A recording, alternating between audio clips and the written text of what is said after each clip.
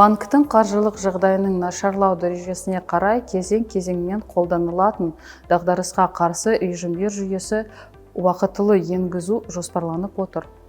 Тектік дағдарысқа қарсы үш режимнен тұрады. Ол күшейтілген қадағалау, қаржылық орнықтылықты қалпына келтіру және төлемге қабілетсіз банкті реттеу. Мұндай тәсіл уақытылы қоюды қамтамасыз етеді және Еуропа, АКШ пен Ұлыбританияның практикасына сәйкес келеді.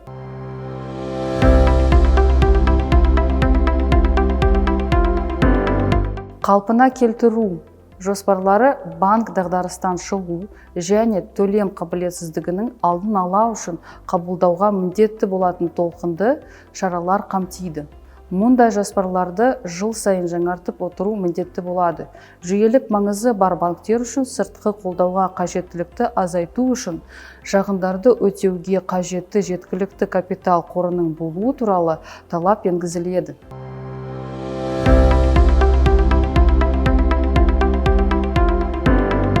Мемлекет асай қажеттілік жағдайда ғана және акционерлік капитал толығымен пайдаланған кезде тек жүйелі маңызды банктерге қатысты араласатын болады.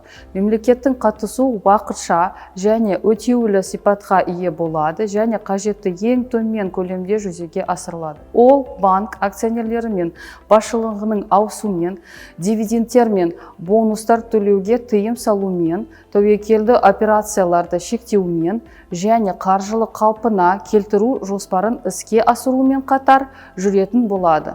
Бұл қаржы жүйесінің тұрақтылығын сақтауға және салынған мемлекет қаражатын бюджетке қайтаруға мүмкіндік береді.